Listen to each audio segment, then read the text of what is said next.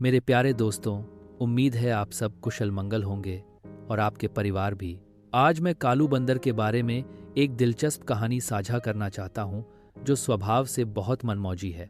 जंगल में एक सुबह जानवरों ने एक रोमांचक यात्रा पर जाने का फैसला किया। कालू बंदर, मिनी हिरण, चिकी गिलहरी और तारा तोता जंगल के अंदर स्थित जगमगाते झरने को देखने जाना चाहते थे।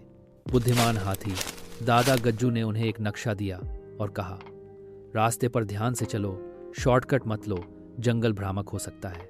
सभी दोस्त सहमत हो गए, लेकिन कालू ने हमेशा की तरह सोचा, नियम उबाऊ होते हैं, मैं अपना रास्ता खुद बना लूंगा।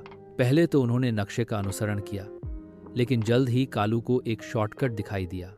देखो, उसने कहा, अगर हम उन चट्टानों पर चढ़ जाएं, तो हम तेजी से पहुंच जाएंगे।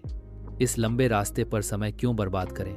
मिनी हिचकिचाई, लेकिन गज्जू ने हमें चिन्हित रास्ते पर ही रहने के लिए कहा था। कालू हंसा, अरे छोड़ो भी, मुझ पर भरोसा करो। दोस्त दुखी होकर उसके पीछे पीछे चल पड़े। जल्द ही वह साफ सुथरा रास्ता गायब हो गया। उन्होंने खुद को घनी झाड़ियों में पाया। अजीब सी आवाजें गूंज रही थीं और कांटेदार पौधे उनके पैरों को खरोंच रहे थे। नक्शा अब बेकार था। चिकी घबराकर चीखी, लगता है हम खो गए हैं। तारा पेड़ों के ऊपर से उड़ी, लेकिन झरना नजर नहीं आया।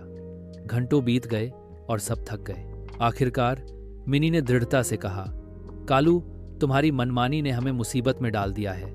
हमें दादाजी गज्जू की बात माननी चाहिए थी। कालू का चेहरा उतर गया। उसे एहसास हुआ कि उसने अपने दोस्तों को सिर्फ इसलिए खतरे में डाल दिया क्योंकि वह बिना सोचे समझे कुछ करना चाहता था।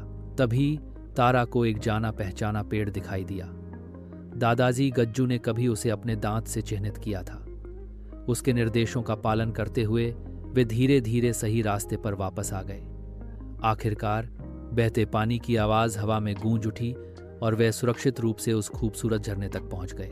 दोस्त पानी में छपाके मारते और खेलते रहे, लेकिन कालू चुप रहा। घर जाते हुए उसने कहा, सबको माफ करना, मुझे लापरवाही से फैसले नहीं लेने चाहिए थे। अब से मैं कोई भी फैसला लेने से पहले सोचूंगा। मिनी मुस्कुराई, यही असली मजा है कालू। रोमांच मजेदार होते हैं, लेकिन तभी जब हम दिमाग का इस्तेमाल करें। दोस्तों, हमने देखा, मनमानी करना भले ही चालाकी भरा लगे, लेकिन यह सबको खतरे में डाल सकता है। समझदारी से सोचना और सही रास्ते पर चलना ही हमें इस कहानी से सुरक्षित और सफल रखता है। अब एक प्यारी सी विदाई का समय है। अलविदा।